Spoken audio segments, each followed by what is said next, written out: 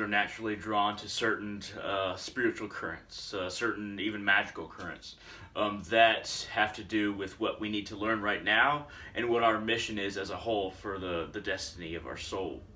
Um, when it comes to destiny, that is a vast topic, and there is no one religion or spirituality that a soul is just a part of, unless you're an avatar.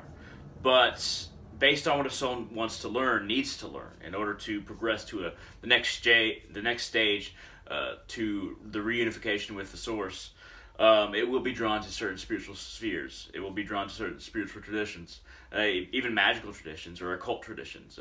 Occult being, hidden knowledge or secret knowledge. Um, my soul is drawn to Hinduism and also the the Norse gods of old. My soul is drawn towards these pieces of the understanding of reality through these certain functions of reality that we call gods, because I need to learn from both Odin and the Divine Mother Kalima. But this very magnetic pull is something that I really couldn't avoid. It was something that basically draws in every single one of my thoughts, every single one of my wishes, every single one of my goals once I dig deep enough. And these paths that converge into one, Hinduism and Asatru, or working with Odin and Thor. I work mainly with Odin and the Divine Mother Kalima, and I call myself Hindu. But I am drawn with this very magnetism to both the northern shamanistic path and Hinduism itself, which is the oldest surviving religion known to mankind. Of course, mankind knew very much about the gods at one point and assumed they existed. Now we have varying attitudes towards if gods or God exists. And, I understand God as being basically the unification of everything. Not necessarily as a separate entity, but everything is a part of that entity, even creation.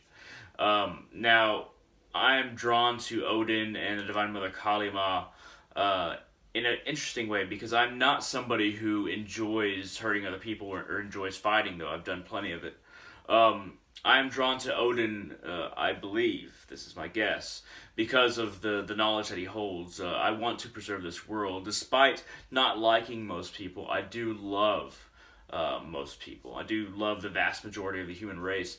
I am drawn to the cause of trying to preserve this world for as long as possible, like Odin.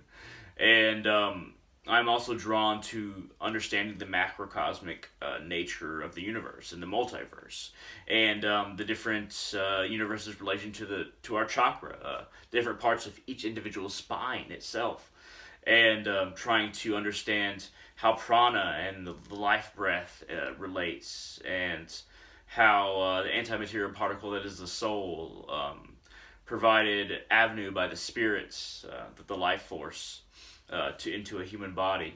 I'm interested in that and how it relates to Yggdrasil, the world tree, and which is the spine of the universe. All these different, obscure pieces of knowledge have been not necessarily shared purely by Odin, for the Divine Mother Kalima shares much with me, but has been enlightened in certain ways by Odin. Paganism and polytheism to me has become completely different in the years most recent, since I started following Hinduism and Asatru, or the old gods.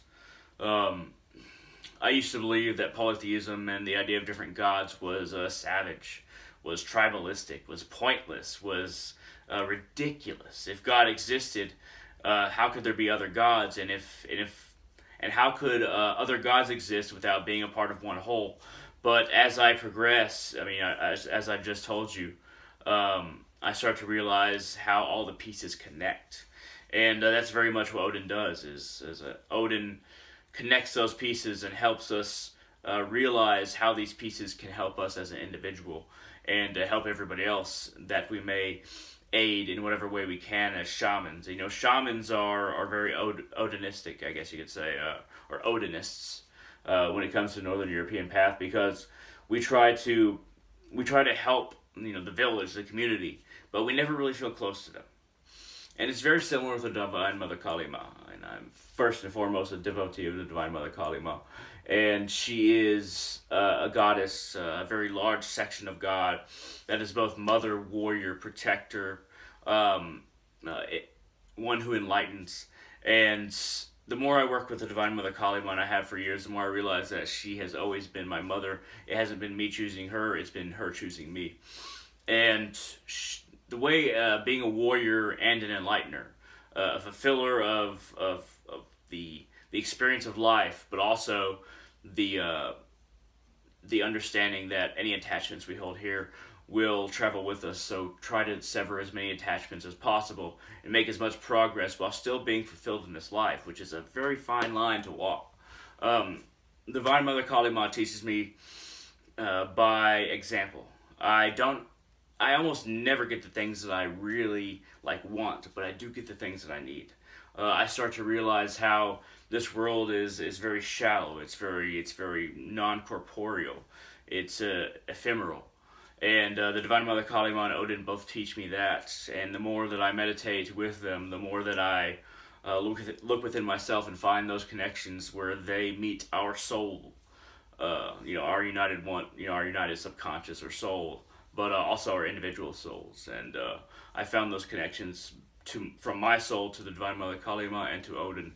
And the more that I dig deep through those connections and dig deep to my core, the more that an enlightened state of being becomes brighter and brighter. And at one time, it was a very distant speck, but enlightenment is getting closer and closer. And as I get closer and closer to enlightenment, in a way, it feels like I'm getting further and further away from society. But that is a certain price to pay. And okay, is this price to pay to gain something for me just personally? No, it's to gain something that I may help everyone else. So I think I've said basically all I wanted to say in this video, but we have to understand that as human beings, sentient human beings who can choose, we are pulled like gravity or magnetism towards certain spiritual currents, towards different traditions, and we should acknowledge that pull.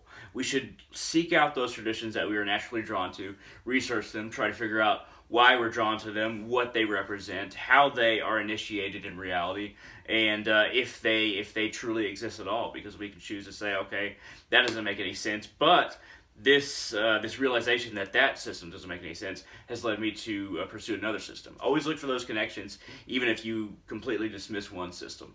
Always keep your mind open to those natural gravitational or magnetic pulls towards different traditions, because there is a silent whisper that the soul gives us, which directs us in a way that can only be seen and felt if one is paying very close attention behind one's ego into the spirit and the soul, and that which is behind ultimately everything.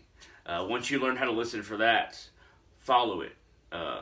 Try and see what that natural ultimate source of soul that we're all connected to is trying to tell you. And don't resist being drawn in another direction. If you feel like you're bound in the system that you're in, that this is what you believe, and to go anywhere else would be maybe to risk hell. Don't resign yourself from study just because you fear hell, or you fear being corrupted by another system.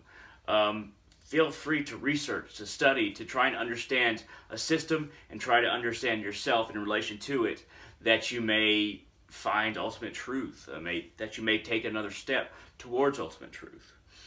So don't be afraid. Follow your magnetism, your natural magnetism. Follow your natural gravitational pull, and these terms are interchangeable, obviously, in this analogy. But follow it, see where it leads you. So hey, thank you very much for watching. I hope this video is interesting. If you like this video at all, and you would like to support the channel, feel free to hit that thumbs up down there. If you want to continue the conversation, if you feel like there's something you want to say in particular to me or on this topic, feel free to shoot it down in the comment section below. And brothers and sisters, I hope to see you in the future.